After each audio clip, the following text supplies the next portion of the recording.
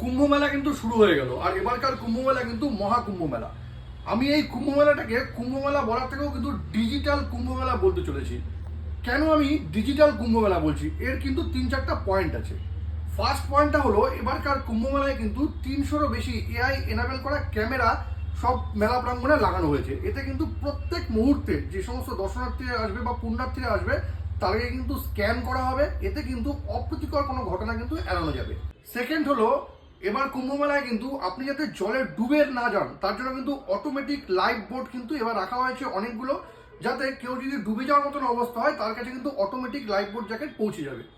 Third হলো, এবারকার কুম্ভ মেলায় কিন্তু কুম্ভ মেলা অ্যাপ বলে একটা অ্যাপ তৈরি করা হয়েছে। এই অ্যাপে কিন্তু যদি আপনি ইনস্টল করে নেন অ্যাপটা আপনার ফোনে, এখানে কিন্তু রিয়েল টাইম নেভিগেশন আপনি দেখতে পাবেন। আপনি কোথায় কুম্ভ মেলা কোথায় আছেন সেটাও কিন্তু এই অ্যাপের মারফত জানতে পারবেন আপনি। আর কুম্ভ মেলা মেলা প্রাঙ্গণে আর কোথায় কোথায় যেতে হবে আপনাকে সেটাও কিন্তু এই অ্যাপের মাধ্যমে এই লোকেশন ধরেই আপনি যেতে পারবেন।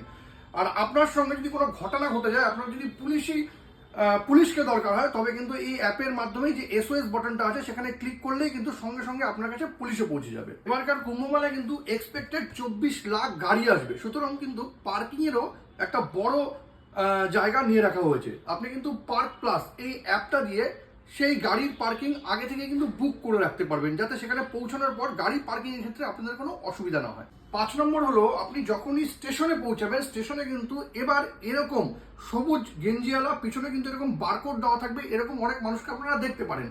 সেই বারকোডটা স্ক্যান করেই কিন্তু আপনারা ট্রেনের টিকিট করে নিতে পারবেন। এতে কিন্তু লম্বা লম্বা লাইন যেটা আপনাদের দাঁড়াতে হয় ট্রেনের টিকিট করার জন্য, সেটা কিন্তু এড়াতে পারবেন। কুম্ভ মেলা সংক্রান্ত এই ইনফরমেশনগুলো যদি আপনাদের কোনো কাজে লেগে থাকে তবে কিন্তু এটাকে অবশ্যই শেয়ার করবেন, কারণ এবার কিন্তু অনেকেই কুম্ভ মেলায় যাচ্ছে।